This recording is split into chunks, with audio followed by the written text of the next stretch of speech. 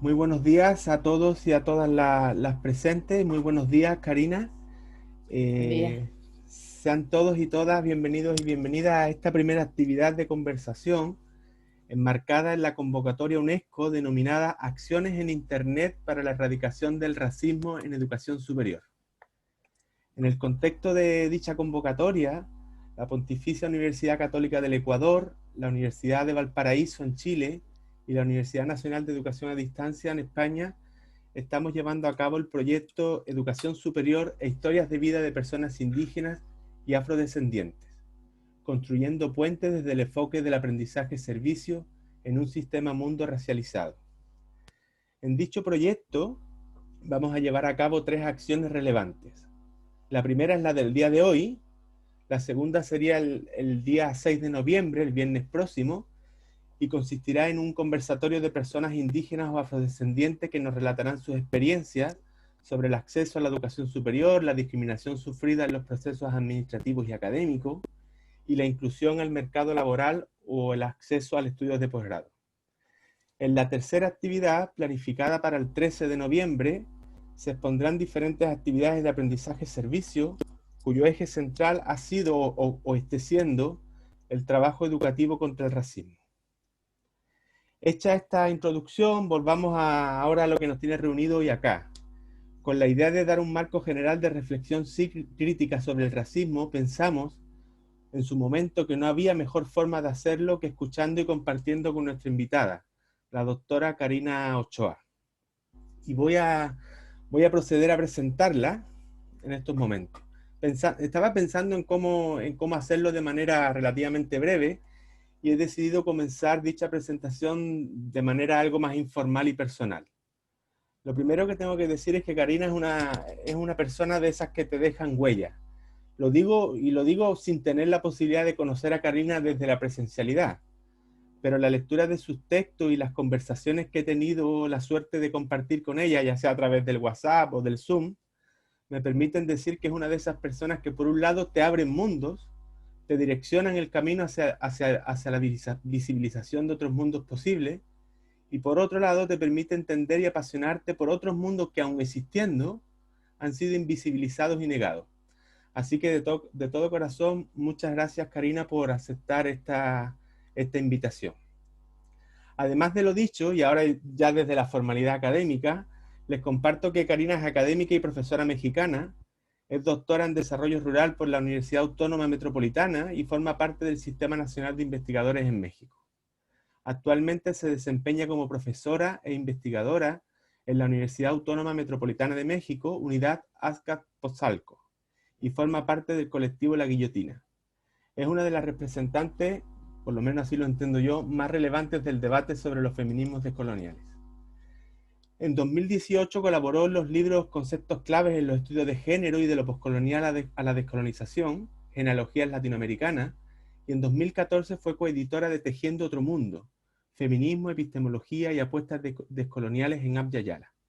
Y en el 2019 coordinó un libro publicado en ACAL titulado Miradas en torno al problema colonial, pensamiento anticolonial y feminismos descoloniales en los sures globales. Hoy en esta actividad vamos a tener la oportunidad de conversar con Karina en relación a la temática la racialización del sistema mundo. Les cuento un poco cuál va a ser la dinámica de la actividad. En un principio, Karina realizará una presentación sobre la temática mencionada y posteriormente tendremos un tiempo para dialogar con los asistentes, ya sea los que se encuentran en estos momentos en el Zoom o los que están visualizando la actividad a través del canal de YouTube de la Escuela de Educación Parvularia de la Universidad de Valparaíso. Dicho eso y no me alargo más, Karina, te agradezco de todo. Tú sabes que de todo corazón tu disponibilidad siempre para estar con nosotros y nosotras compartiendo. Así que la pantalla, como se dice en estos días, es todo tuya. Karina, muchas gracias. Muchísimas gracias, Alberto. Bueno, agradecer por un lado a las instituciones, pero esa es una formalidad, a la Universidad Pontificia, más bien a la Pontificia Universidad Católica del Ecuador, a la Universidad de Valparaíso, a la UNED. Pero bueno, más allá de la formalidad, agradecer a las personas que hacen posible este tipo de encuentros, que hacen los puentes, las conexiones, y hacen también las complicidades para que podamos hacer estas conversaciones a distancia. Entonces, muchísimas gracias. Y bueno, comentarles que voy a hacer por el temas de tiempo, voy a hacer una exposición en la que voy a intentar sintetizar parte de un trabajo que ya he realizado y que espero se pueda publicar a través de un libro el próximo año, a ver si logro terminarlo, que no lo prometo, pero que tiene que ver justo con los debates de la controversia de Valladolid y todos los discursos teológicos que se generan en torno al debate indio, y que nos pueden dar pistas justo de cómo se va configurando este sistema mundo moderno colonial del que habla, digamos, el giro de colonial. Y voy a hacer dos postulados que me van a llevar a un tercer planteamiento, que es el que quiero compartir con ustedes para que podamos dialogar y conversar a partir de esa tercera formulación. Y bueno, quiero partir primero como de un supuesto básico que forma parte del debate decolonial, sobre todo de esta tendencia de pensamiento que se llama el giro decolonial. Y en aras de hacerlo corto, no voy a hacer una revisión amplia, sino voy a hacer solamente algunas formulaciones de un solo pensador latinoamericano, para de ahí partir a una reflexión que va en otras direcciones. Ahorita estoy muy abstracta todavía, pero lo voy a aterrizar, es una promesa. Entonces, bueno, voy a empezar con Quijano, Aníbal Quijano, que es uno de los referentes del giro decolonial y que él es el que plantea el tema de la configuración del sistema mundo moderno colonial a partir del patrón de dominación que está establecido por procesos de racialización. Dado que la conversación tiene que ver con cómo se genera el proceso de racialización en el sistema mundo, quiero partir de este postulado para luego derivar en una reflexión que ya no es de Quijano, sino que es una discusión en la que he ido contribuyendo a través de los discursos teológicos del siglo XVI. Entonces, bueno, Quijano establece que la destrucción de las sociedades originarias de las Américas a partir del proceso de conquista y colonización significó condenar a las poblaciones originarias a un patrón de dominación que es conocido con el concepto de colonialidad del poder y que se establece a partir de varios rasgos fundantes, ¿no? Él nos dice que el patrón de dominación entre los colonizadores y los otros, esos otros que fueron colonizados, fue organizado y establecido sobre la idea de raza. Y este es un planteamiento que traigo a cuenta. O sea, para él, estos patrones de dominación que se establecen a través de la experiencia de conquista y colonización en las Américas o en Abya Yala, se generan a partir de un principio que es el principio de la idea de raza, con todas las implicaciones, nos dice el autor, sobre las perspectivas históricas y las relaciones entre los diversos tipos de especie humana. Es decir, digamos, patrón de dominación tiene implicaciones no solo en términos de la organización interna de las sociedades que fueron colonizadas, sino en términos de la organización mundial. O sea, la idea de raza tuvo implicaciones al interior de estas sociedades que fueron colonizadas. Por ejemplo, podemos pensar en cómo se organiza el sistema colonial en Abya Yala a partir de la idea no son razas, son razas, pero se les llama, se me fue el nombre, no son estamentos, son castas, del sistema de castas, ¿no? Aquí en México, por ejemplo, en la primaria, cuando nosotros hacemos los cursos básicos y somos niños y niñas, nos dan monografías donde hay todo un sistema de clasificación racial, de sistema de castas, que se daba en la colonia. Entonces, por ejemplo, te enseñan a aprenderte todas las combinaciones raciales que había durante la colonia, y había una que era, me parece que negro e indio, y se llamaba saltapatrás, o no, yo nunca me las aprendí muy bien, pero había toda una clasificación racial que era la que organizó internamente a las sociedades que fueron colonizadas. Pero lo relevante no es solo eso, o sea, recuperando a Quijano podemos ver que esos procesos de racialización no solo organizaron internamente a las sociedades que fueron colonizadas, o a los pueblos o a las civilizaciones que fueron colonizadas, sino que también organizó el sistema mundo que se configura a partir de 1492 y que se configura a través de este rasgo fundante de la racialización. Y esto lo quiero poner sobre la mesa porque es justamente lo que voy a polemizar ahora. O sea, esta tesis de Aníbal Quijano, que me parece sustantiva, la idea es que a través de los discursos teológicos del siglo XVI vayamos viendo cómo se configura esa lógica de racialización y esos patrones de dominación colonial que están basados y sustentados en una idea de raza que transforma internamente a las sociedades colonizadas, pero que también transforma a todo el orbe, a todo el sistema, digamos, y que da origen, como diría Enrique Dussel, al inicio de la modernidad, a la configuración subjetiva de la modernidad, 1492 como el inicio de la modernidad, y aquí recupero directamente a Dussel, porque es este proceso de conquista y colonización de nuestros pueblos es el que posibilita que se vaya configurando subjetivamente ese nuevo orden global y ese nuevo orden civilizatorio. Pero esa configuración tiene que ver con este elemento, la idea de la raza.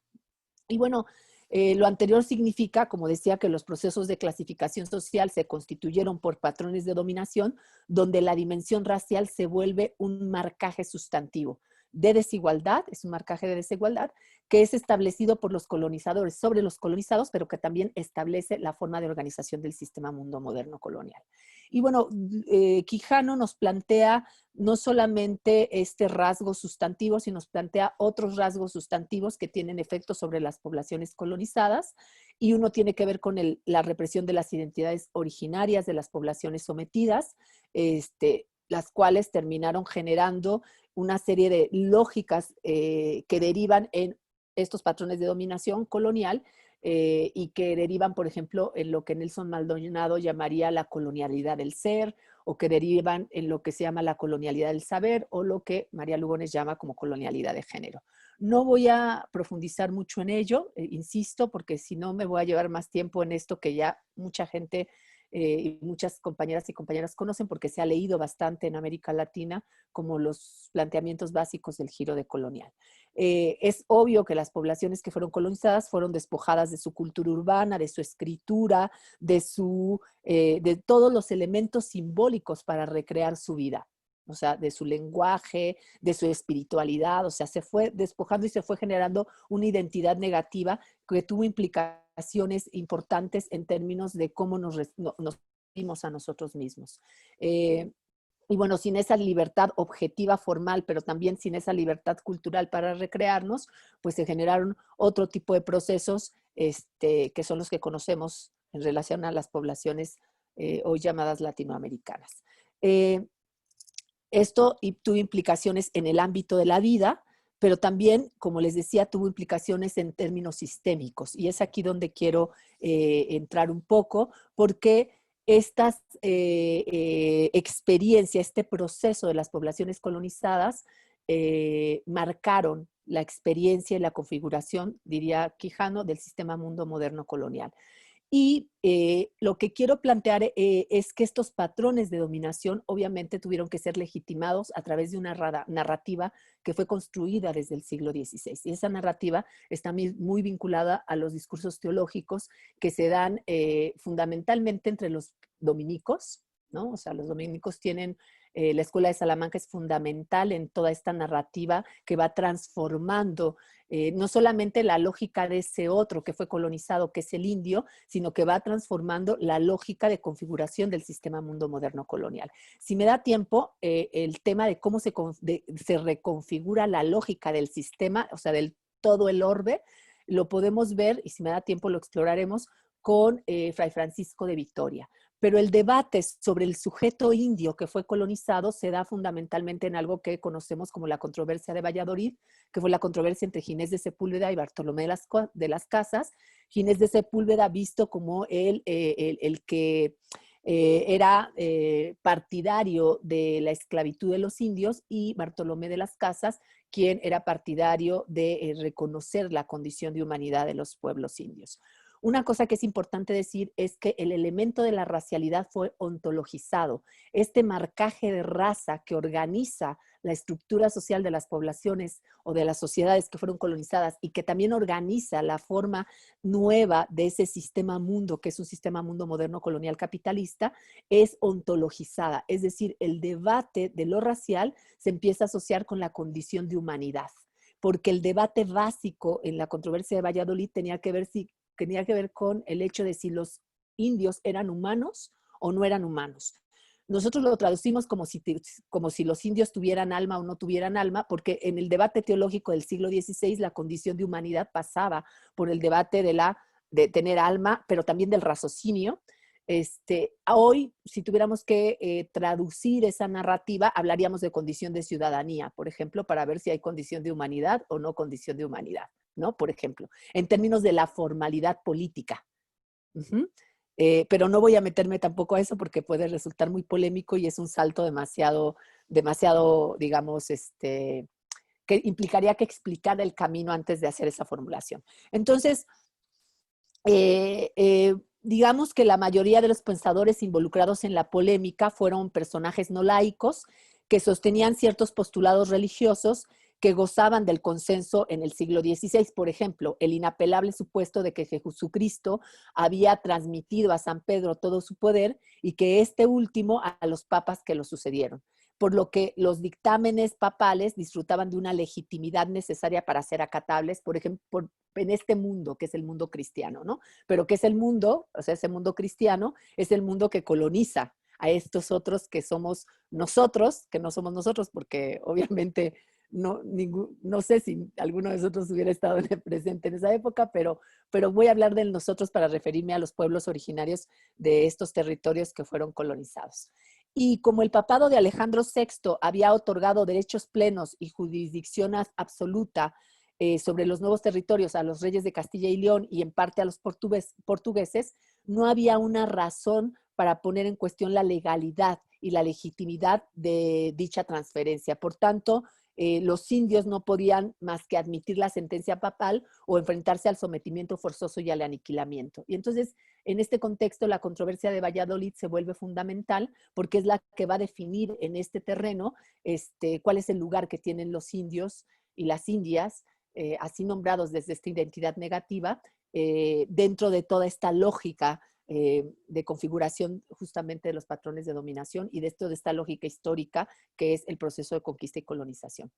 La sujeción voluntaria o involuntaria representaba, digamos, desde la perspectiva de una buena parte de los teólogos, involucrados en el debate, la única opción para los indios de América. La discusión tenía que ver con eso, si tenía que ser un sometimiento voluntario o si estaban frente a un sometimiento involuntario. Sin embargo, en este argumento existe una evidente contradicción que Tzvetan Todorov, en un libro maravilloso que se llama La conquista de América, la conquista del otro, formula. Y Tzvetan Todorov dice que el cristianismo, en su pretensión de ser una religión igualitaria, entra en un proceso de profunda contradicción en la experiencia de conquista y colonización, porque al final en su nombre reduce a seres humanos a la esclavitud y no solo confunde el temporal con el poder espiritual, que aquí está realmente la discusión, porque la controversia de Valladolid devela un debate entre el derecho natural y el derecho que después se va a convertir en un derecho civil, y quien lo transforma en un derecho civil es justamente Fray Francisco de Vitoria. Pero voy a adelantarme un poco porque al final el tema de la ideología de Estado que proviene de esta discusión, sea que provenga del Evangelio o no, al final deja claro que los indios están en una condición de inferioridad frente a los españoles, y se podría decir que la superioridad que tienen los españoles pues anuncia justamente la configuración de estos patrones de dominación que tienen como principio o tienen como fundamento la línea de la racialidad. Y aquí es muy importante señalar que para autores del giro de colonial, desde Nelson Maldonado Torres, Ramón Grossfogel, algunas autoras también como María Lugones, queda claro que la línea ontológica entre la posibilidad de ser plenamente humano y no serlo es la línea de la raza, ¿no? Pero aquí lo vamos a ir formulando también desde otros lugares. Voy a empezar con Juan Ginés de Sepúlveda y le pediría a Alberto que me diga el tema de los tiempos, que me ayude con eso, porque yo ya no vi en qué momento empecé y ya no puedo. Normalmente yo llevo mi propio tiempo, pero hoy sí no me fui de lleno. Karina, llevamos 15 minutos. Ah, perfecto. Ok, entonces, Bueno, entonces, sí, para Juan Ginés de Sepúlveda, como les decía, es un personaje que se le ubica por ser uno de los que sostenía la posición de que los indios tenían que ser esclavizados. Es decir, que se asemejaban casi a monos. Y eso lo dice directamente en sus textos. Y él dice que los indios americanos, y cito, en prudencia, ingenio y todo tipo de virtudes y humanos sentimientos son tan inferiores a los españoles como los niños a los adultos, las mujeres a los varones, los crueles e inhumanos a los extremadamente mansos, los exageradamente intemperantes a los continentes y moderados. Finalmente, cuanto estoy por decir, los monos a los hombres. Eso es lo que dice en una cita que recupera Todorov de Sepúlveda.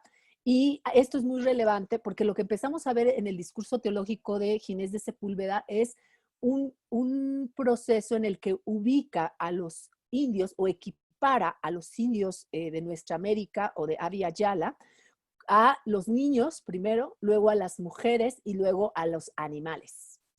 Y desde el punto de vista del religioso dominico, es justo y natural que los hombres prudentes y probos, o sea, los humanos, llámese españoles, dominen sobre los que no lo son. Y aquí se empieza a configurar una línea narrativa de distinción a partir de la lógica de humanidad y no humanidad o no plena humanidad.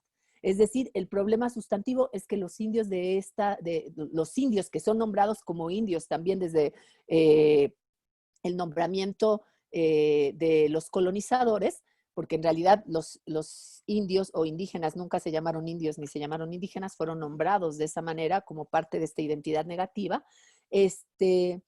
Lo que hace justamente es ubicar desde esta narrativa a los indios, a los originarios y a las originarias de estas tierras en la línea o sea, hacer la división entre la línea de la humanidad y la no humanidad. Y los ubica debajo de la línea de la humanidad. Ahora vamos a ir viendo cómo esta línea se va configurando en términos raciales, que es lo que nos plantea Quijano y es lo que plantean algunos autores del giro decolonial. Porque lo que nos dice Juan Ginés de Sepúlveda es que en los fragmentos de su obra es que la condición de barbarie de los indios y la superioridad de los españoles empiezan, lo que empieza a formular es una justificación moral también para la conquista de América. O sea, el tema que está de fondo es si tiene que conquistar, cuáles son los motivos por los cuales se tiene que conquistar o se tiene que colonizar, digamos, a estas poblaciones y a estos territorios. Y justo el título de su querella tiene que ver con las causas justas de la guerra. Entonces, parte de la discusión tiene que ver con la justicia de la presencia española en estos territorios y esa justicia, como diría Dussel, contiene un mito de sacrificio redentor. O sea, hay una lógica de redención del otro y ese otro tiene que ser inferiorizado en el sentido de tiene que ser infantilizado. Y yo voy a decir ahora por qué también feminizado, para que pueda ser salvado por aquellos que son probos, que son superiores en ingenio, en virtud y en todo tipo de virtudes, ¿no? Entonces, una de las cosas que se pregunta Ginés de Sepúlveda es cómo hemos de dudar que estas gentes tan incultas, tan bárbaras, contaminadas con tantas impiedades y torpezas han sido justamente conquistadas por tan excelente, piadoso, justísimo rey como fue Fernando el Católico y lo es ahora el César Carlos, y por una nación humanísima y excelente de todo tipo de virtudes. Estoy citando a Ginés de Sepúlveda, porque quiero que se quede evidenciado cómo se va configurando la narrativa que justifica, por un lado, la presencia española en nuestros territorios y por otro lado, las lógicas de conquista que van a establecer estos patrones de dominación colonial que van a impactar en las sociedades que fueron colonizadas, pero que van a ir configurando estos patrones que a nivel global van generando este sistema mundo moderno colonial capitalista. Y la idea de raza se empieza a configurar desde estos discursos teológicos. Y ahorita vamos a ver en dónde empieza a tomar fuerza, porque aquí nunca hablan del color de piel, pero vamos a ver de qué habla y cómo sale el tema de lo racial en esta controversia. Todo lo anterior que he señalado lo que hace es reclamar para los españoles la capacidad legítima de apartar a esos bárbaros del camino penoso de la improbidad mediante un acto de conquista, siendo este justo. Esto es lo que nos plantea Ginés de Sepúlveda. El acto de conquista es justo y ético, toda vez que tiene como objetivo salvar o apartar a los indios de su barbarie. Y este es el mito del sacrificio redentor del que habla Dussel. Es claro que para Sepúlveda los españoles mantienen un rasgo de virtuosidad que los hace diferentes, pero no solo diferentes, los hace superiores. O sea, la diferencia se traduce en desigualdad y estos indios inferiores se configuran como un otro que tiene que ser salvado por los mayores en virtud. Esta línea interpretativa no proviene curiosamente de la tradición escolástica, sino de la filosofía clásica, porque según Manuel Pelayo, perdón, es que escucho unos ruidos raros, según Manuel Pelayo, García Pelayo, Ginés de Sepúlveda apela al discurso de Aristóteles. Y en ese sentido, la propuesta que hace Ginés de Sepúlveda se asemeja también a la lógica del derecho natural en Cicerón y que está fundada después en la lógica aristotélica, concebida esta como a partir del Demócritus Alter, o sea, de la política de Aristóteles. Y quiero compartirles aquí en la pantalla justamente esta, porque aquí hay, hay un fragmento de Aristóteles en la política donde habla sobre el alma y por qué el alma sobre el cuerpo tiene mando de señor. Y hay una parte donde explicando la diferencia entre el alma y el cuerpo, habla, por ejemplo, del macho y la hembra. Y dice, aquí viene el subrayado, si lo logran ver, dice, asimismo, el macho comparado con la hembra naturalmente es más principal y ella inferior, y él es el que rige y ella la que obedece. Pues de la misma manera se ha de hacer la necesidad entre todos los hombres. Ginés de Sepúlveda hace casi el mismo párrafo en Demócrates, casi traduce a Aristóteles con sus propias palabras. Y voy a quitar esto porque no me deja ver. Y si ven, en la parte subrayada dice lo mismo, pero es el varón. Por eso el varón impera sobre la mujer, el hombre adulto sobre el niño, el padre sobre sus hijos, es decir, los más poderosos y los más perfectos sobre los más débiles e imperfectos.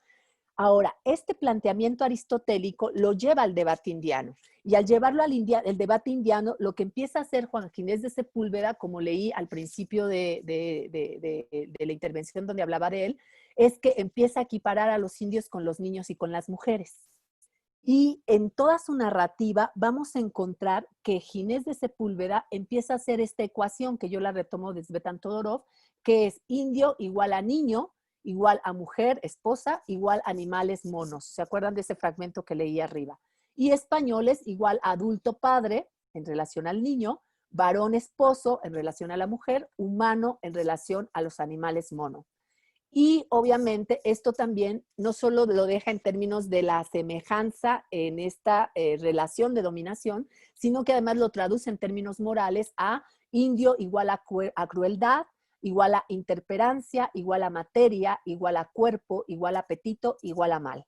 Mientras que español es igual a clemencia, porque claro, es muy clemente porque está haciendo un sacrificio está haciendo un acto de sacrificio redentor para salvar a esos bárbaros, y a continencia, a forma, a alma, a razón y a bien.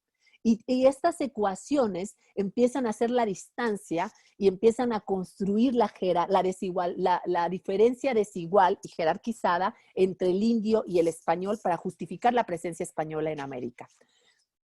En este sentido, y estas ecuaciones son reveladoras y significativas, voy a pasar a una segunda ecuación que me parece también muy importante, porque esta ecuación pone al español como el yo, ¿no? El varón adulto, el alma, el bueno, el igual y el superior, y al indio como el otro, el infante feminizado, el cuerpo, el malo, el diferente e inferior.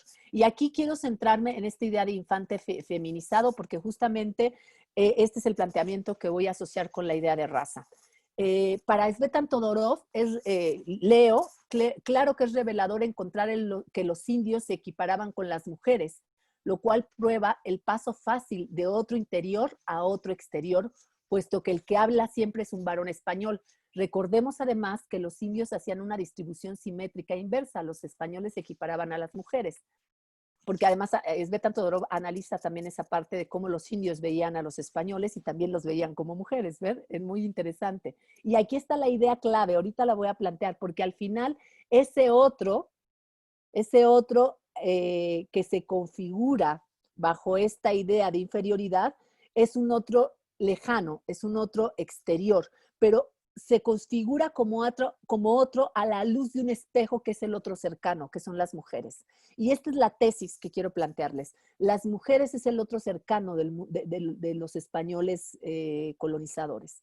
Es decir, la experiencia de dominación en la España cristiana del siglo XV tiene como referente inmediato en los patrones de dominación la experiencia con las mujeres. Y Silvia Federici, en su libro El Calibán y la Bruja, da muchas pistas respecto a cómo se generan los patrones de dominación sobre los cuerpos de las mujeres para establecer el capitalismo en Europa. Y entonces esos patrones de dominación que de inicio se aplicaron contra un otro cercano, que fueron las mujeres europeas, etcétera, etcétera, es un patrón que de alguna manera se migra y es transferible a la lógica de dominación sobre las poblaciones indianas. Y las narrativas teológicas dan muestra de ello, porque no solo en el discurso de Ginés de Sepúlveda, pero particularmente en el discurso de Ginés de Sepúlveda, lo que vamos a encontrar es un equiparamiento del indio con las mujeres o con el infante feminizado.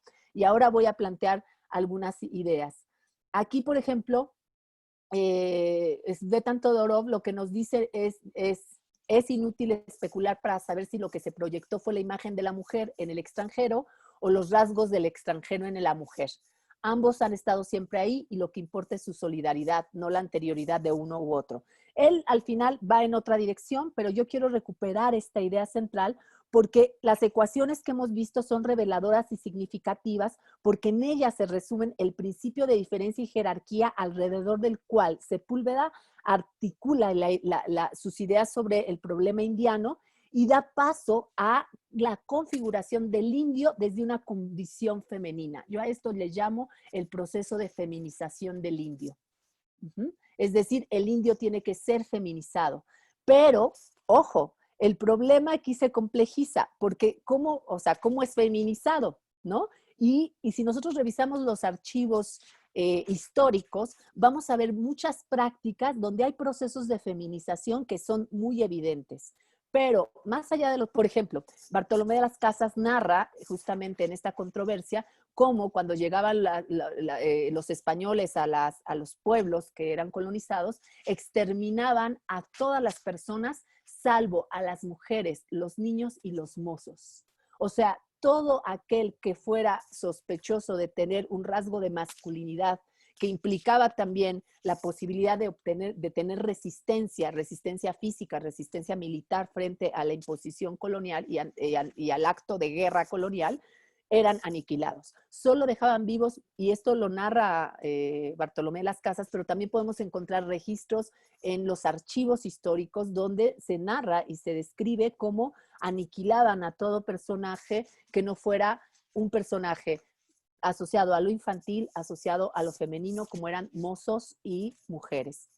¿No? O sea, también era una práctica real, no solamente era un discurso, no solamente era una narrativa, sino que era una construcción que se traducía también en prácticas reales. Estos teoremas lo que nos plantean es, primero, que se infantiliza al indio, pero yo sostengo que no es solo un acto de infantilización, sino de feminización, porque el infante tarde o temprano sale de la minoría de edad. Es decir, un infante va a salir de la minoría de edad a los 18, 21 años, por ejemplo, en nuestros contextos, pero el proceso de tutelaje que se ejerce sobre las mujeres es un tutelaje perpetuo que no termina. Y esto está muy asociado a lo planteado por Fray Francisco de Vitoria, porque Fray Francisco de Vitoria lleva este debate no al ámbito del derecho natural, como lo está haciendo Ginés de Sepúlveda, sino al ámbito del derecho político. Sabemos que Fray Francisco de Vitoria es considerado el padre del derecho internacional, porque él lo primero que dice es, los reyes indios como los niños tienen derecho a sus territorios y a sus riquezas, pero como los niños son incapaces de gobernarlas, es decir, de administrarlas.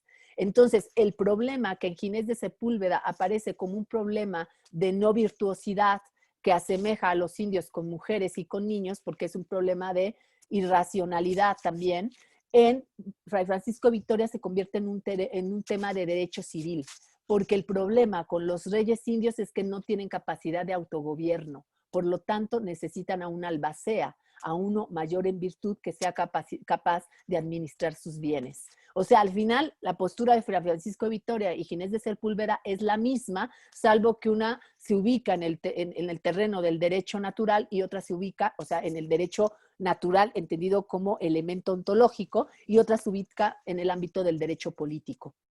Y esa es la que va a tener fuerza realmente. Quien resuelve el problema no es ni Ginés de Sepúlveda ni Bartolomé de las Casas, sino Fray Francisco de Vitoria, al cual habría que revisar con toda calma. Pero a donde quiero ir es que es claro que hay una equiparabilidad entre las mujeres y los niños y los indios.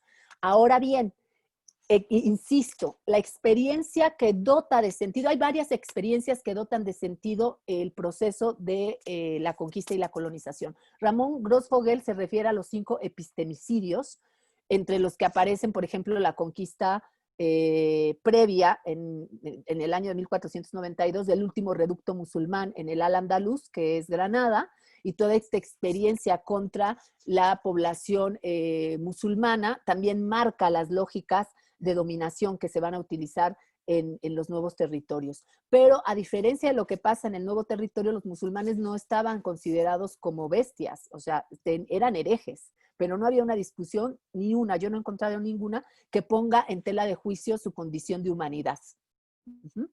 Entonces, el tema ontológico sí se vuelve una característica del debate que se da a partir de la conquista y colonización de estos territorios. Ahora bien, y aquí está lo que yo quiero plantear. Considerando que la experiencia de ese otro cercano, que son las mujeres que fueron quemadas como brujas, que sus cuerpos fueron, digamos,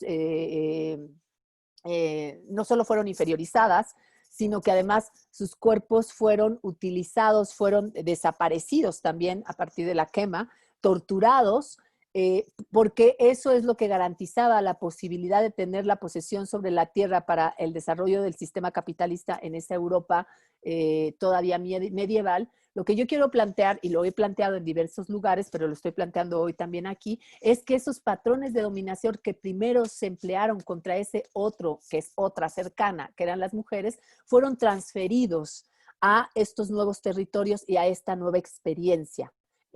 Pero el tema es que a manera de biopolítica del poder ya no podía ser aplicado ese patrón de dominación sobre cuerpos específicos generizados. Es decir, ya no se aplicaba solo a mujeres, sino ahora era aplicado a poblaciones enteras. Y entonces el tema de género, la condición de género, no es un elemento que puede ser llevado en esa misma particularidad. Y entonces hay un proceso de transferencia de estas lógicas de dominación que hoy llamaríamos de género a lógicas de dominación que son aplicables a poblaciones enteras. Por tanto, el marcaje ya no es de género, sino ahora es de raza. Y se hace un proceso de equiparación del género, de la opresión, hoy llamaríamos opresión de género, obviamente estoy conceptualizando sobre la base de narrativas actuales, pero hoy llamaríamos opresión de género o opresión por condición de género transferida en términos de biopolítica del poder a el proceso de racialización. Es decir, estos patrones de dominación que antes operaron sobre una población generizada, hoy, bueno, no hoy, hace 500 años, son aplicados a poblaciones enteras más allá de su género. Por eso yo hablo de feminización del indio. No estoy hablando de feminización en el sentido de que se conviertan solo en mujer o que cumpla ciertos rasgos que los colonizadores asociaban a las mujeres, sino estoy hablando en términos de biopolítica del poder, es decir, estos patrones de dominación que se utilizaron sobre poblaciones generizadas en la experiencia del otro cercano, cuando son transferidas al otro lejano, son también transmutadas en términos de racialización y no en términos solo de generización. Por tanto, la racialización no está separada, desde mi punto de vista, de la generización. En ese sentido, María Lugones, por ejemplo, plantea que el género es una imposición colonial en América, ¿no? Entonces, este planteamiento implica que pensemos el tema racial, hoy le diríamos desde una lógica interseccional. Estoy utilizando muchos de los conceptos actuales que obviamente no tenían cabida en ese momento, pero que nos sirven para entender ese pasado a partir de los conceptos actuales. Entonces, el elemento de la racialización es un elemento que tiene que ver con cómo se van generando dispositivos de dominación asociados a color de piel, pero que no tienen solo que ver con el color de piel. ¿Sí me explico? Es decir, que son patrones de dominación que tienen diferentes trayectorias, que al llegar a este continente y con la experiencia colonial y con la experiencia de conquista, empiezan a concretarse y empiezan a manifestarse a través del elemento del marcaje de lo racial. Con lo cual, lo racial tiene que complejizarse. No puede ser visto solo en términos del color de piel. Necesitamos entender los procesos de racialización desde procesos de configuración de patrones de dominación que tienen marcajes específicos donde confluyen formas de dominación que en la experiencia particular de la conquista y la colonización tienen un marcaje racial, pero que provienen de trayectos donde los marcajes son diversos y son muchos. De ahí que revisar los 5 epistemicidios de los que nos habla Ramón Grossfogel pueden darnos pistas de ver cómo todas esas formas de dominación que se despliegan en esos epistemicidios toman cauce en la experiencia de la conquista y la colonización de nuestros territorios y se establecen en el marcaje de lo racial. Quiero dejarlo en ese lugar, aunque me tardé menos de lo que, en aras de ir rápido, me tardé menos del tiempo disponible. No me quisiera ir con Fray Francisco de Vitoria, porque me llevaría más entonces, pero creo que Fray Francisco de Vitoria nos empieza a dar las claves. Y una de las claves que da Fray Francisco de Vitoria cuando hace este tránsito del debate del derecho natural al derecho, digamos, al ámbito del derecho civil, es que para Fray Francisco de Vitoria todo esto se traduce en términos de lo político. Y eso significa que, por ejemplo, si el proceso implicó la feminización del indio, es decir, el proceso de inferiorización trazado por estos patrones de dominación que tuvieron un marcaje racial, y lo traducimos en términos políticos, esto significa que el indio, tal como se configuró, no va a tener nunca la capacidad de ser plenamente humano. Ahora, yo hago una distinción importante. Yo hablo de la feminización del indio, pero hablo de la bestialización del negro. Porque al negro se le configura como bestia, o sea, no se le da un ápice de humanidad. Las bulas papales, que son resultado de la controversia de Valladolid, decretan la humanidad del indio, pero en el fondo no hay una plena humanidad. Al indio se le feminiza, por lo tanto se le subhumaniza. No puede llegar nunca a ser plenamente humano porque se equipara al ser mujer y al ser infante. Y entonces hay una condición de subhumanidad. Aunque en las prácticas fue prácticamente esclavizado, porque podemos ver que las prácticas que hubo contra negros y contra indios muchas veces se asemejaban, había también una estructura, por ejemplo, la encomienda, que no es la estructura que tenían los sistemas esclavistas, por ejemplo, en el caso de México, hay una lógica de subhumanización donde el indio nunca va a ser plenamente humano. Ahora, ¿esto tiene implicaciones en nuestra actualidad? Sí, sí tiene implicaciones en la actualidad. Por eso nosotros somos países en vías de desarrollo, es decir, nunca vamos a poder ser realmente desarrollados. Y antes nos decían subdesarrollados, ¿no? Países subdesarrollados, porque nuestra condición de no plena humanidad está marcada en todas las dimensiones de la no existencia, porque al no ser plenamente humanos no existimos plenamente. Y entonces los países subdesarrollados somos países subhumanos. O sea, con esa, digamos, ¿cómo decirle? Con esa categoría, podemos ver cómo hay un continuum de los patrones de dominación que además se expresan en muchos otros niveles. Yo siempre hago referencia a cómo, por ejemplo, nosotros siempre seguimos luchando por los derechos humanos, ¿no? O sea, las luchas principales que se dan en nuestros países tienen que ver con la garantía de los derechos humanos. Díganme si no, a la luz de la lectura de estos discursos teológicos, podemos entender por qué no la pasamos luchando por que se hagan vigentes los derechos humanos. Porque hemos sido constituidos como sujetos no plenamente humanos. Y entonces siempre vamos como el burro tras la zanahoria buscando el reconocimiento de la plena humanidad. Yo doy como ejemplo siempre el zapatismo. El 1 de enero de 1994, cuando se levanta el armas el EZLN y unos meses después, el EZA dice, nosotros queremos tener el derecho a autogobernarnos. Y ahí dan en el clavo, Fray Francisco de Vitoria. El problema sustantivo en términos políticos es que se canceló la posibilidad de autogobernarnos. Es decir, de administrar nuestra vida, nuestros bienes, gestionar nuestras relaciones, recrear nuestras formas de mundo, nuestra espiritualidad, etcétera, etcétera. O sea, el problema sigue vigente. 500 años después se levanta en armas un ejército indígena en México que pone otra vez sobre la mesa de discusión lo que ya había planteado Fray Francisco de Vitoria y lo que se había planteado en el siglo XVI, la capacidad de decidir sobre nuestra propia vida, para reproducir la vida y no reproducir la muerte. Porque al final este es un sistema que es un sistema de muerte. Entonces, ahí lo dejo en el afán de seguir la reflexión. Creo que lancé solamente algunas pistas. Hoy hice una recuperación de fragmentos muy específicos del discurso teológico del siglo XVI en el marco de la controversia de Valladolid, pero la verdad es que valdría mucho la pena hacer en algún momento un seminario largo para irnos puntualmente a hacer una lectura detallada de esa controversia, porque creo que da muchas pistas de dónde estamos atorados y atoradas hoy en día. Ahí lo dejo y doy paso pues a la conversación. Karina, muchísimas gracias. A lo mejor viene muy de cerca, pero para mí siempre es un regalo y un placer poder escucharte y poder seguir pensando. Te pido primero que dejes de compartir pantalla para que nos podamos... Ahí, perfecto.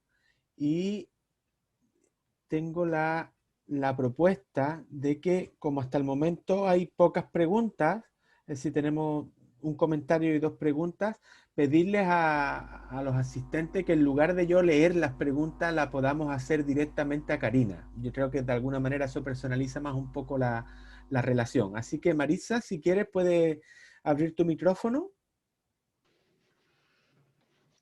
Hola, buenas tardes. Desde acá de Chile. Karina, un gusto, un honor. Mi pregunta tiene que ver, o más que pregunta, es como desde la reflexión de alguien que ha estudiado todo esto con mucha más profundidad, es ¿qué pasa cuando en la colonización los conquistadores, muchos de ellos evangelizadores, como pongo en el comentario, cómo identifican, cómo interpretan el mestizaje que se va produciendo, ¿ya? Dado que tienen esta concepción, ¿no es cierto?, que nos ha explicado respecto de quiénes son humanos, de los que no son. ¿Cómo se justifica ética, moral, teológicamente, esto que ocurre, que es natural y que produce también en toda América Latina, digamos, un proceso importante, del que es, como dice Sonia Montesinos, el guacho, ¿no es cierto?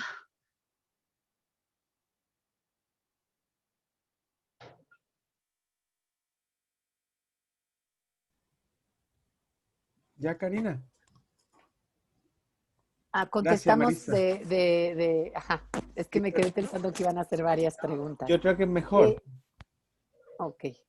Entonces, mira, Marisa, tú le acabas de dar en el clavo. Yo vengo conversando con compañeras de manera muy cercana parte de estos procesos de reflexión.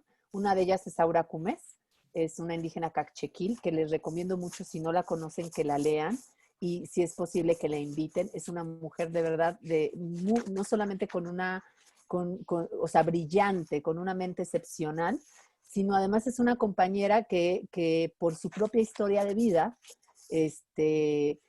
bueno, ha podido reflexionar mucho sobre lo vivido. Y, por ejemplo, en un espacio de reflexión que teníamos en común, donde hablábamos del racismo, a mí me impacta mucho la capacidad que tiene para interpelar a las personas. Y bueno, a mí me interpela siempre de una forma espectacular porque siempre me desnuda y me deja, o sea, sin defensa. Esa es la verdad. Y entonces ella decía una cosa maravillosa, porque ella decía, entre medio de una discusión donde había mayoría mestizas. Y entonces ella decía, no es lo mismo hablar del racismo que vivir el racismo, ¿no?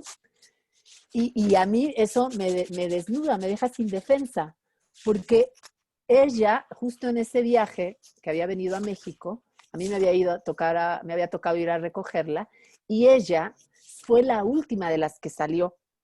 Y yo le pregunté, ¿por qué tardó tanto tu avión? Y me dijo, no tardó tanto. El tema es que yo siempre que vengo a México me revisan 10 veces la maleta porque soy indígena.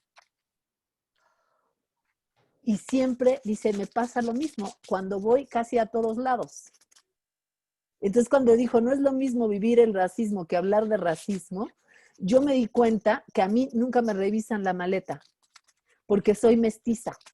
Y porque el mestizaje, a partir sobre todo del siglo XIX y del siglo XIX, se construye desde la lógica del privilegio de blanquitud. No es lo mismo el mestizaje en sus primeros momentos. En los primeros momentos del proceso de colonización, el mestizo y las referencias que encuentras en muchos archivos es visto también desde la marginalidad. Es visto también desde ese sujeto manchado, desde ese sujeto que es más bien indio, que es un sujeto racializado. Pero el sujeto mestizo se va transformando a lo largo de la historia en nuestros países.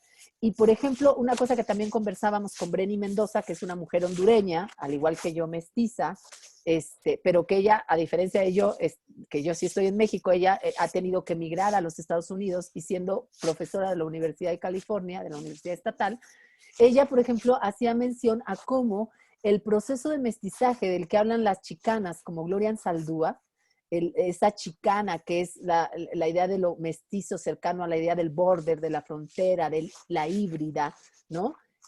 No tiene necesariamente mucho que ver con la idea del mestizaje en países como los nuestros, porque en países como los nuestros, por ejemplo en México, el mestizaje a partir del siglo XIX se configura a partir del proceso de blanquitud. Es decir, hay una lógica de privilegio de blanquitud. En México el mestizo es el sujeto por excelencia de la nación mexicana. Y es aquel que desde los discursos más nacionalistas, ¿no? Es el resultado de dos grandes civilizaciones, de dos grandes culturas, la española y la india. Claro, cuando hablan de la cultura india están hablando de la cultura india muerta, es decir, la de los museos, porque siempre hubo un desprecio al indio vivo, ¿no? Entonces, otra cosa que a mí, Aura, y siempre lo digo en mis conferencias cuando hablamos de mestizaje, porque de verdad me marcó, porque yo he trabajado mucho tiempo el tema de lo indio, no solo desde los discursos teológicos, eso fue un devenir que la verdad yo ni pretendía llegar, nunca me imaginé que iba a llegar a esa discusión, porque yo trabajaba con comunidades indígenas y trabajaba con mujeres indígenas, y eso es lo que me llevó a los discursos teológicos del siglo XVI. Casi nunca contamos cómo llegamos a nuestras reflexiones teóricas, porque pareciera que son ocurrencias. A mí la verdad es que, yo llego a ese debate no porque quisiera discutir con Ginés de Sepúlveda y Bartolomé de las Casas, a mí la verdad es que me valían un pepinillo, ¿no? Pero llego a ese debate porque yo trabajando en comunidades rurales y haciendo procesos de participación con mujeres indígenas y haciendo procesos de sistematización de la experiencia política de las mujeres indígenas, me doy cuenta que el sujeto indio no aparece en el concepto de ciudadanía.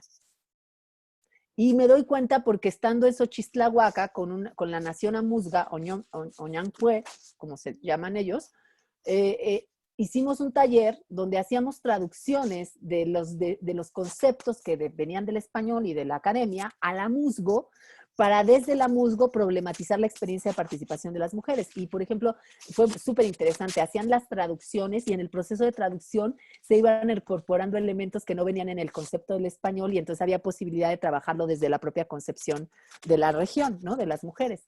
Cuando llegamos al concepto de ciudadanía, la lógica era que las mujeres empezaban a hablar y eso se volvía un mercado, porque todas hablaban en amuzgo al mismo tiempo, y cuando guardaban silencio, porque yo soy monolingüe, entonces no, el amuzgo y todas las regiones donde yo trabajé nunca aprendí más que a decir tengo hambre, quiero dormir, ¿dónde está el baño? O sea, son las palabras que siempre aprendía en la lengua originaria, ¿no?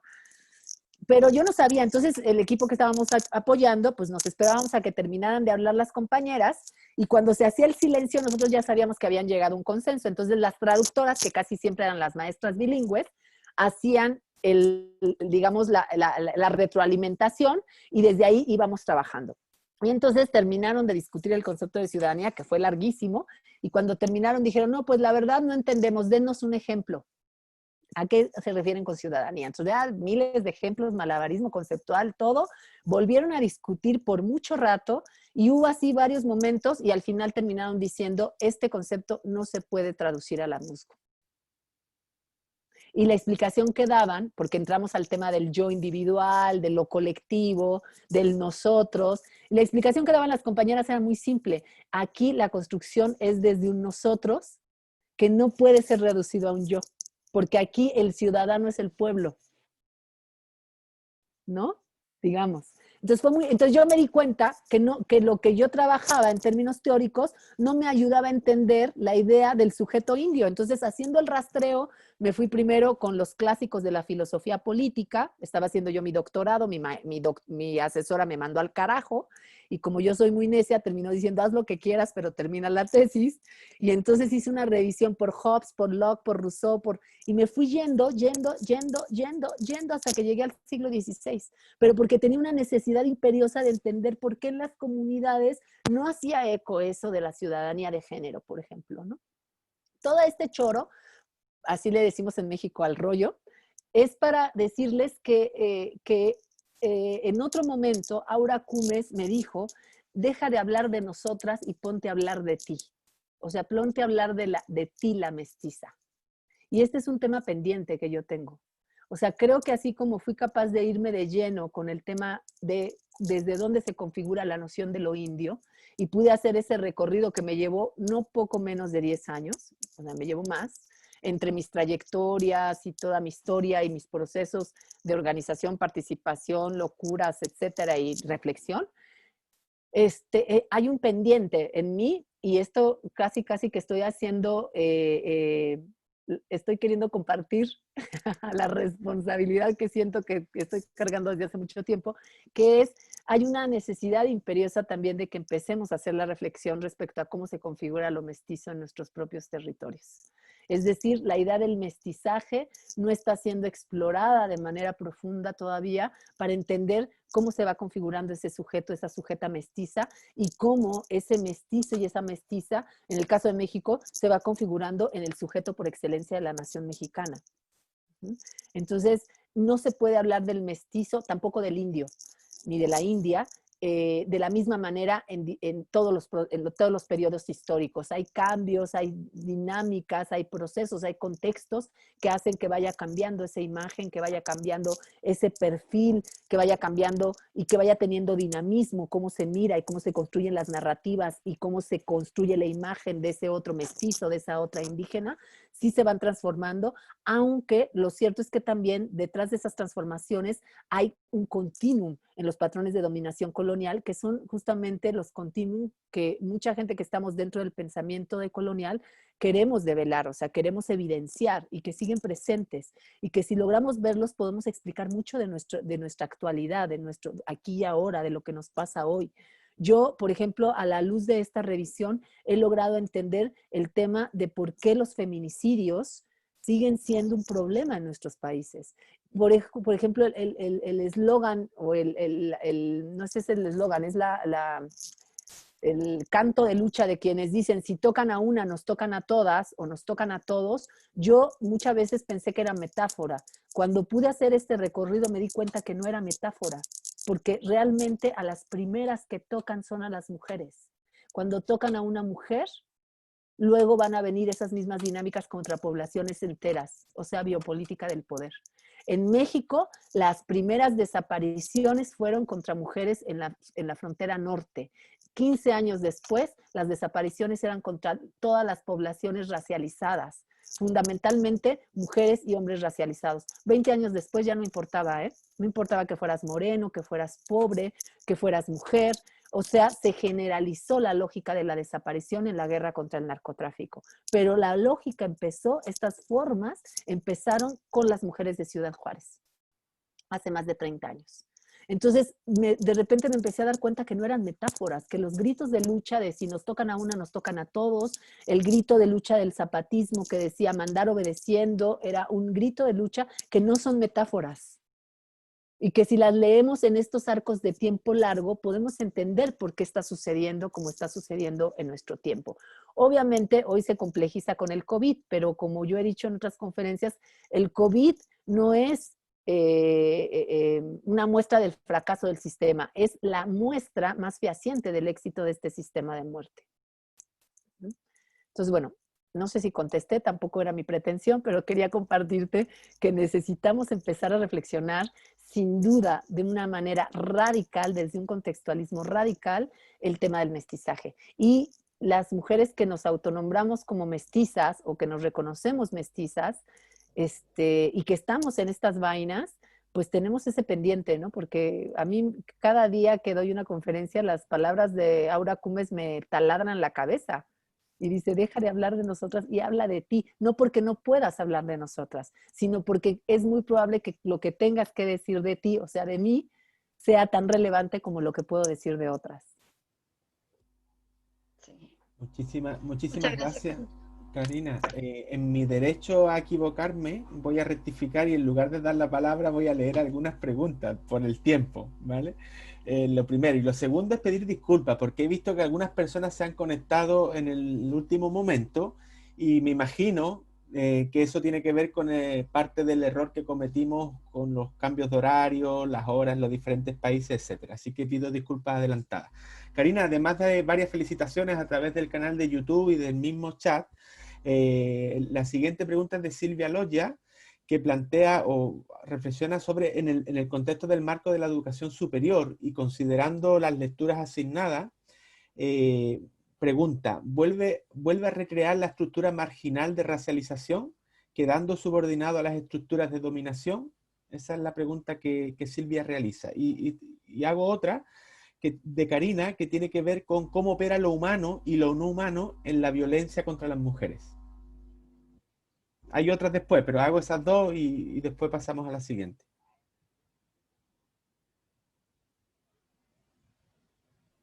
Híjole, voy a empezar de indisciplinada. Hay una que acabo de ver en el chat, antes de las dos que me haces, Alberto, que me convocó muchísimo porque pregunta que cuál es la contribución o la aportación que considero hacer las casas. A las casas se le reconoce como uno de los defensores de los indios, ¿no? Es el gran defensor de los indios. Yo la verdad no comparto esa mirada, porque las casas lo que dice de los indios es que son casi protocristianos. O sea, lo que él dice de los indios es que los indios tienen una moral casi cristiana, o sea, que son, por la forma como está organizada las sociedades antes de la intrusión española, y hay registros muy interesantes, ya hoy no les voy a leer porque si no me voy a llevar el tiempo que nos resta, pero hay un documento donde se narra la forma, Ginés de Sepúlveda la narra, fíjense, él nunca vino a estas tierras, pero lo narra, de cómo se organizan las sociedades en la Nueva España. Y particularmente entre los mexicas, donde no hay propiedad privada, donde los reyes son elegidos por sufragio directo, o sea, por sufragio, hoy le llamaríamos democráticamente sufragio universal, ¿no? Y bueno, va narrando y dice, y eso es muestra de que son unos bárbaros, ¿no? O sea, es muy interesante porque a la luz de los siglos dices, pues me está hablando casi de socialismo y me dice que eso es barbarie, ¿no? Pero bueno, eso ya es una exageración de mi parte. Pero lo que hace Fray Bartolomé de las Casas es exaltar las cualidades cristianas, que no son cristianas, porque el problema es, para Bartolomé de las Casas, es que esas cualidades no cristianas, pero que tienen que ver con el cristianismo de los indios, estas cualidades que incluso son mayores que las de los propios españoles, porque los españoles van en contra de la propia moral cristiana en sus actos de barbarie, él lo que dice es, a los indios lo único que les falta es conocer al verdadero Dios, porque en realidad su moral y su acción es profundamente cristiana y coherente con Dios. Incluso el argumento sobre el tema de los sacrificios humanos le da una vuelta maravillosa, pero voy a explicar al rato en 2 minutos porque yo creo que no es un defensor de los indios. Entonces, él lo que dice es, los indios son tan bondadosos en términos de ser tan buenos protocristianos que hasta son capaces de sacrificarse a sí mismos por el Dios en el que creen.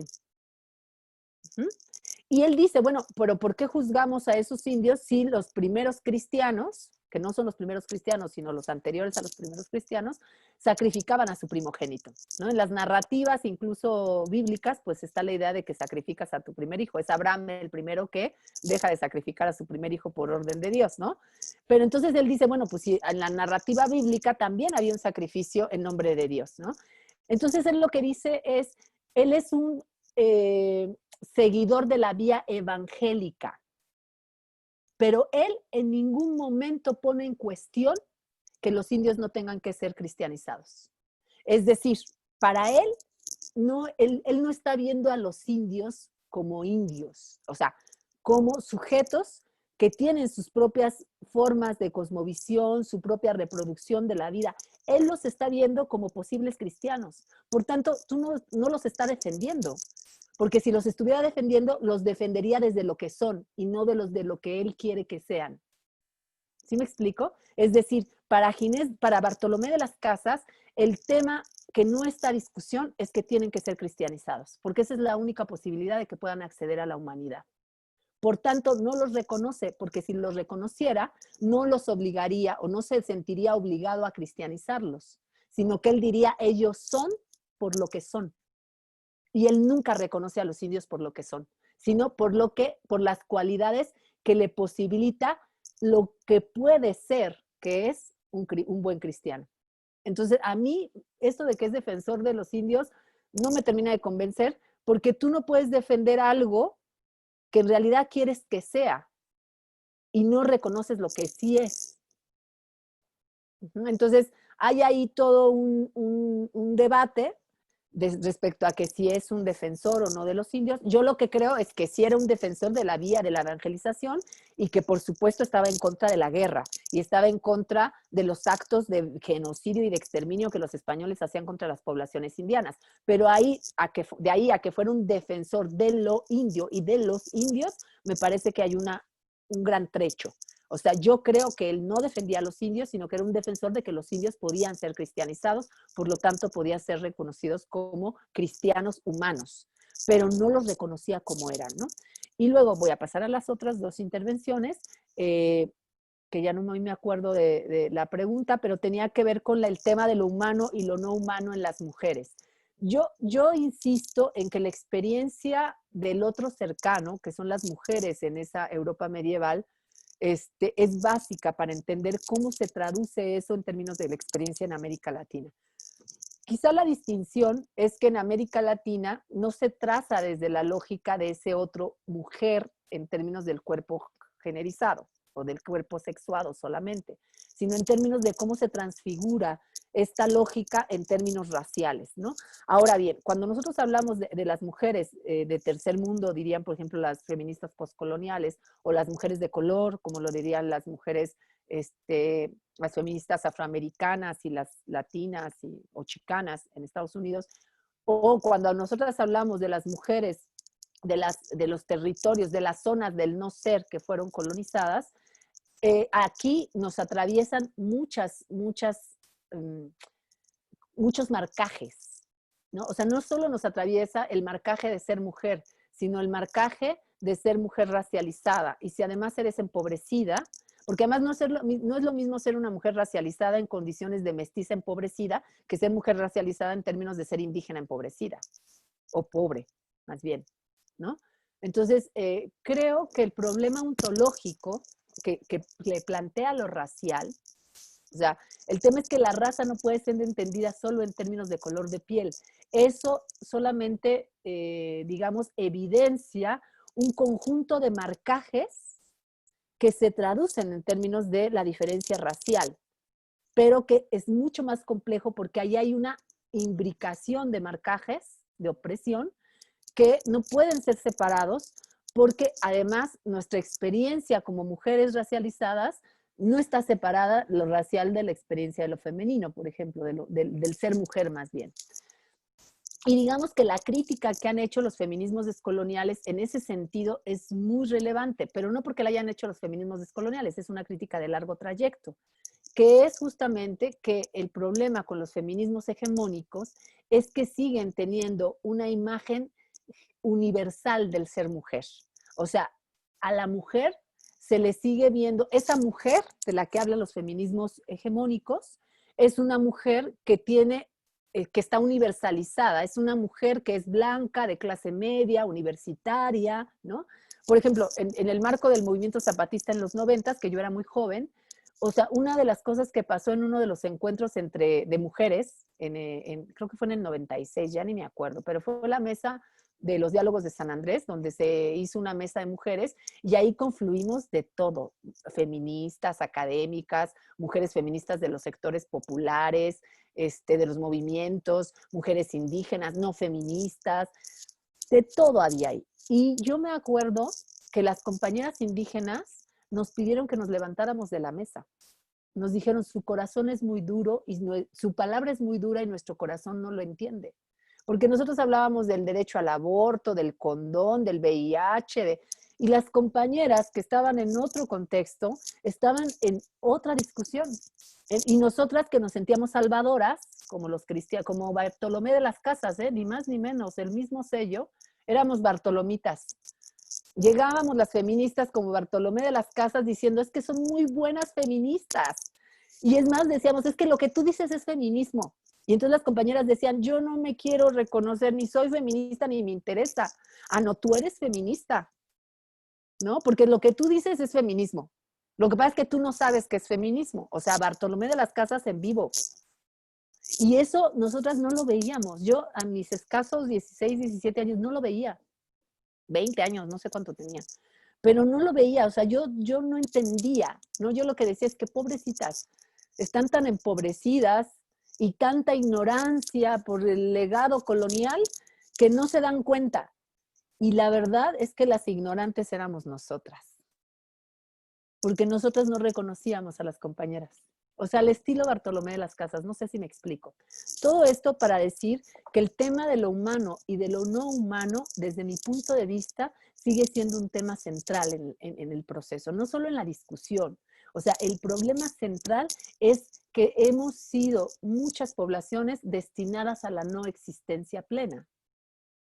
Y entonces la pregunta justo es, ¿cómo empezamos a construir un mundo otro, nuestros mundos otros, nuestros universos otros, donde podamos acceder a la plena existencia?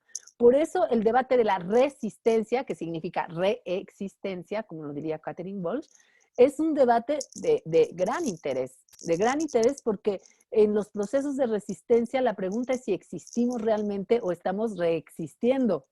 Y la reexistencia no es existencia tampoco, ¿no? Entonces, o sea, tenemos un desafío mayor y es un desafío que pasa por empezar a perfilar cómo nos concebimos en términos de existencia y de vida. O sea, yo sí creo que el coronavirus nos está abriendo una gran posibilidad de que nos sentemos nuevamente a reflexionar a qué tipo de vida estamos aspirando frente a lógicas de muerte. O sea, es así, o sea, el problema tiene que ver con cómo se han ido construyendo estas líneas, que en el caso de lo racial es históricamente evidente, pero cómo se han construido estas líneas, estas fronteras entre la posibilidad del ser y del no ser, ¿no? Y ahí estamos atrapados. Y estamos atrapados y atrapadas no solo las poblaciones que fuimos racializadas. Hoy, que también están racializadas las poblaciones blancas, pero bueno, ya esa es otra discusión. Hoy, quienes se consideran poblaciones del primer mundo, de los países centrales, los países modernos, también están en crisis porque se han dado cuenta que al final tampoco existen, a pesar de estar en las llamadas zonas del ser. En realidad tampoco hay plena existencia, lo que hay es sobrevivencia. Quizá la diferencia es que en las zonas del no ser lo que hay es genocidio. Hay no vida, o sea, hay otra, no hay ni siquiera sobrevivencia, pero hoy incluso esa zona que llamamos la zona del ser, esa zona que la línea de división racial le otorgaba la posibilidad de ser un yo, de ser un sujeto, de tener acceso a derechos, de tener acceso a la supuesta humanidad, hoy se está mostrando que ni siquiera pueden llegar a la plena humanidad porque también están expuestos a situaciones de subordinación, otra, no tan radical como la que vivimos en las zonas del no ser, que de todas maneras no es una alternativa. Por eso yo insisto, también lo he dicho en otras conferencias, que no podemos hoy pretender, no sé si apropiarnos, pretender abrazar las agendas de los movimientos sociales que aunque son críticos, o las agendas de los estados liberales, de movimientos sociales que son críticos en la zona del ser, pero que finalmente tampoco está siendo alternativa. Porque hoy el coronavirus da muestra de que no estamos en plena existencia en ninguno de los dos terrenos. No podemos tampoco abrazar la agenda de los estados liberales, porque los estados liberales son los que han sostenido esta lógica de muerte. Entonces, es como bien complejo y es hasta contradictorio que sigamos queriendo, digamos, medicarnos, no sé cómo decirlo porque es una contradicción, pero es como paradójico que sigamos pensando que lo que hay que exigir, a lo que hay que acceder, es a lo mismo que en realidad muestra la decadencia de una civilización que es moribunda, ¿no? Una civilización que se construye bajo supuestos de marcaje colonial, que lo que han hecho justamente es que la humanidad llegue a este nivel de deshumanización, ¿no? Y quiero cerrar también en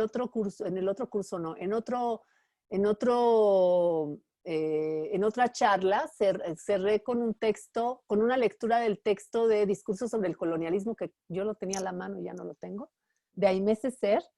Y bueno, si hay otras intervenciones, lo dejo para el final, pero me gustaría cerrar con las primeras líneas del discurso de Aimé Césaire, que justamente se llama Discurso sobre el colonialismo, y que yo creo que nos puede dar pistas de lo que hoy estamos viviendo. Si además no lo cerramos solo a Europa, porque Aimé Césaire habla de la civilización europea, sino hablamos de la civilización occidental, que ha llegado, cuando hablo de civilización occidental ya no estamos hablando solo de Europa, ¿eh?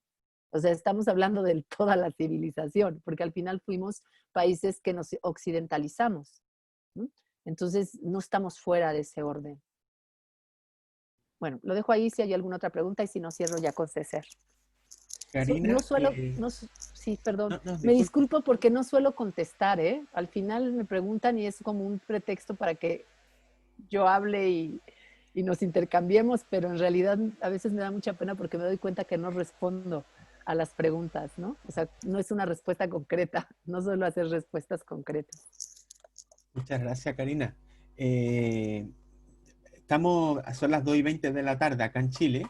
No Ajá. voy a decir qué hora es en otros lugares para no confundirme, pero ya estamos un poco pasados de tiempo. Entonces yo te quería invitar únicamente, antes de terminar con César, aunque yo sé que tú te asumes, tú me has dicho en alguna ocasión que tú no eres educadora en términos formales, yo sí te asumo como educadora en su noción más compleja. Si podías hacer alguna reflexión para ir terminando en relación a la relación entre algunos de los planteamientos que haces y el ámbito educativo. Y con eso agradecerte profundamente tu disponibilidad para con nosotros. Sí, bueno, quizá el ámbito educativo es uno de los ámbitos que cristaliza todo esto que estoy mencionando. O sea, bueno, el ámbito educativo como muchos ámbitos de la vida, ¿no? O sea, van cristalizando estas lógicas que operan, que siguen operando en nosotros porque las hemos ido internalizando. Por ejemplo, yo soy docente, entonces yo lo primero que hago cuando me toca dar cursos con chicos y chicas de primer ingreso a la licenciatura en sociología es preguntarles, pues, ¿por qué estás aquí, no? Y además, la mayor parte de los chavos y las chavas, así les decimos a los jóvenes y las jóvenes en México, pues llegan con historias de fracaso escolar muy fuertes, porque el sistema universitario ya no es capaz de integrar a toda la cantidad de jóvenes que salen del sistema medio superior, de la educación media superior. Entonces, son chicos y chicas que por lo menos han estado 2 o 3 veces intentando entrar a la universidad como mínimo y que vienen con una historia de fracaso escolar muy fuerte en sus hombros, ¿no? Y fíjense que es bien chistoso porque una de las cosas con las que me enfrento cuando les pregunto eso es este tema de quiero ser alguien en la vida. Es que yo quiero ser alguien, por eso quiero estudiar la licenciatura. Y yo lo primero que les digo, ¿en qué no eres alguien? Porque desde que naces eres. O sea, pero hay una lógica de yo no soy nadie. hasta que estudie.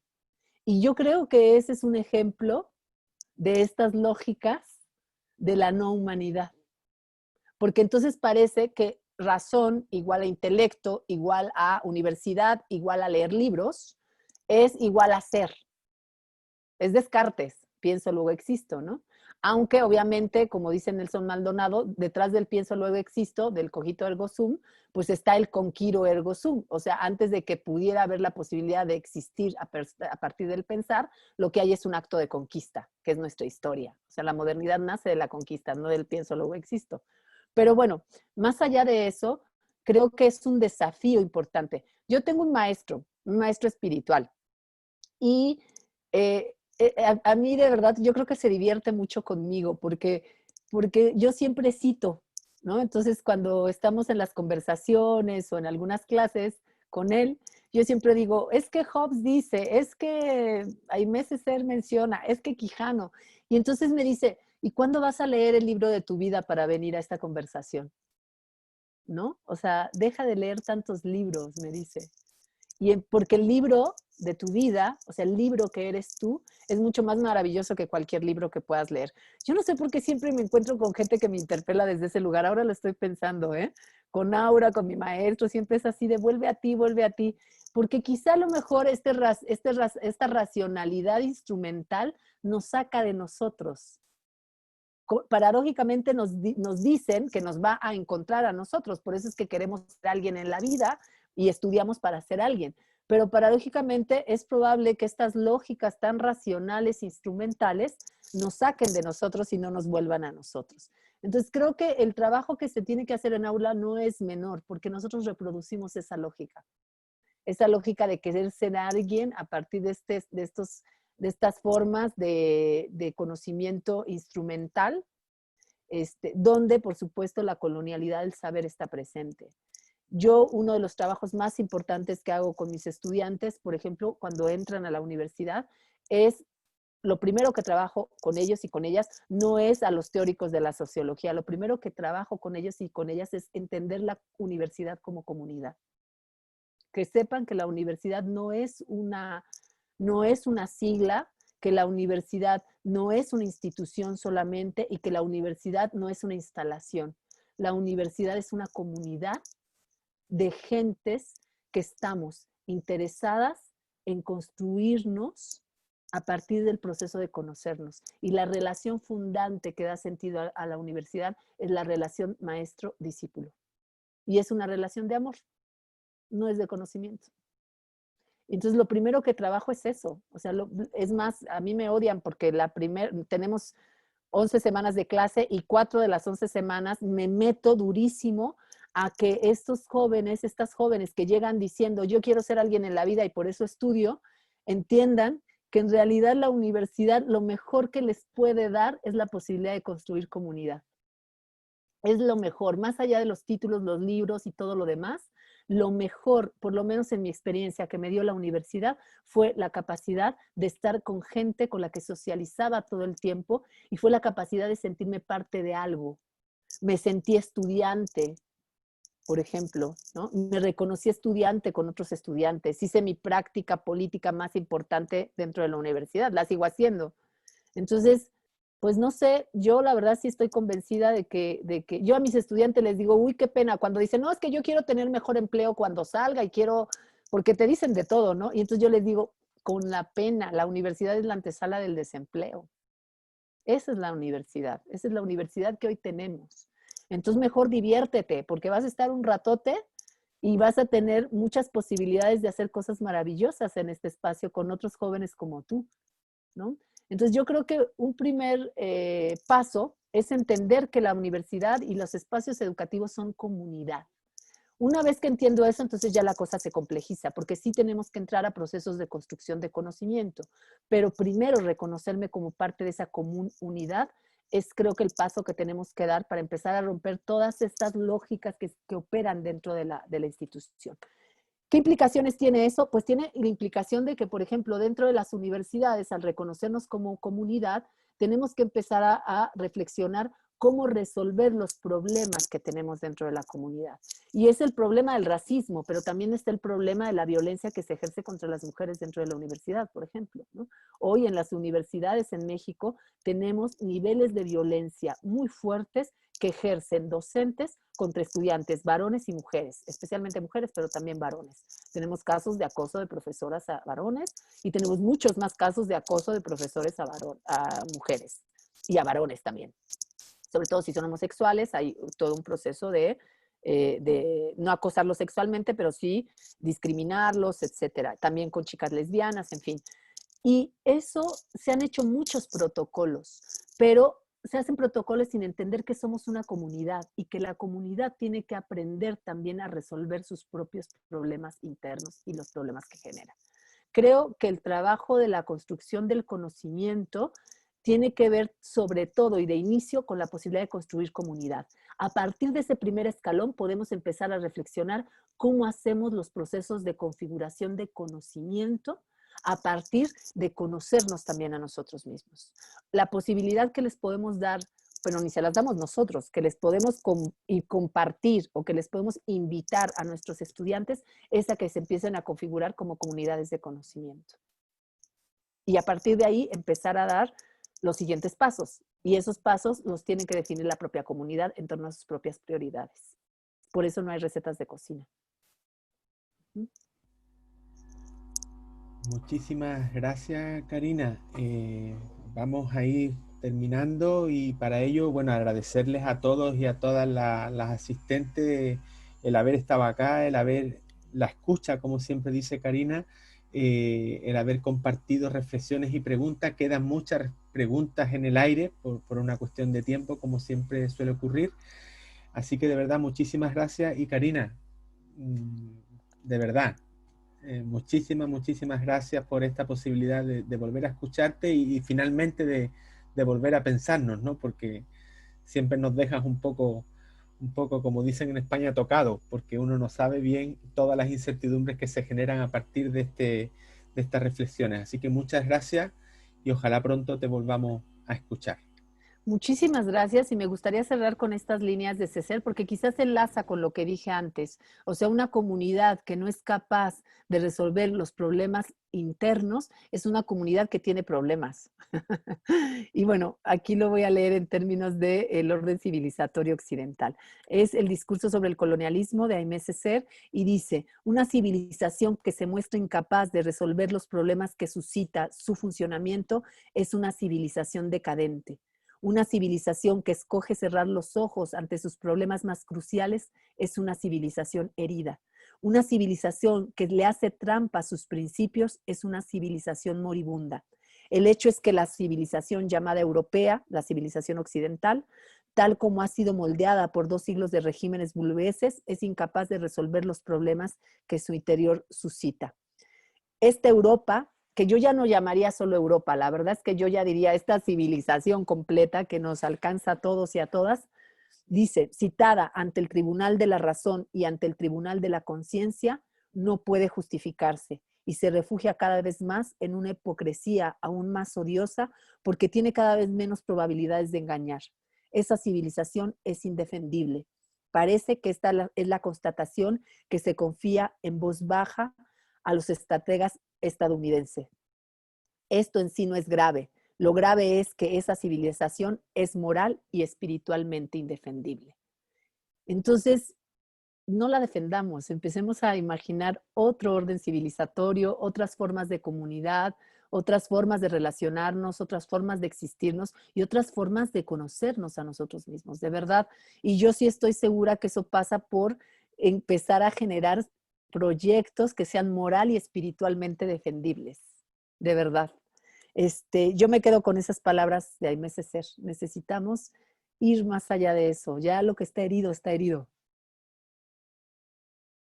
Y bueno, pues muchísimas gracias por esta conversación. Creo que hubo poco chance de intercambiar porque yo me extiendo demasiado siempre, pero agradezco muchísimo su disposición a estar porque pues si no están, sin ustedes yo tampoco puedo estar. Entonces, muchísimas gracias por permitirme existir. Un abrazo fuerte y muchas gracias a Gracias. todos y a todas. Cuídense mucho. Gracias.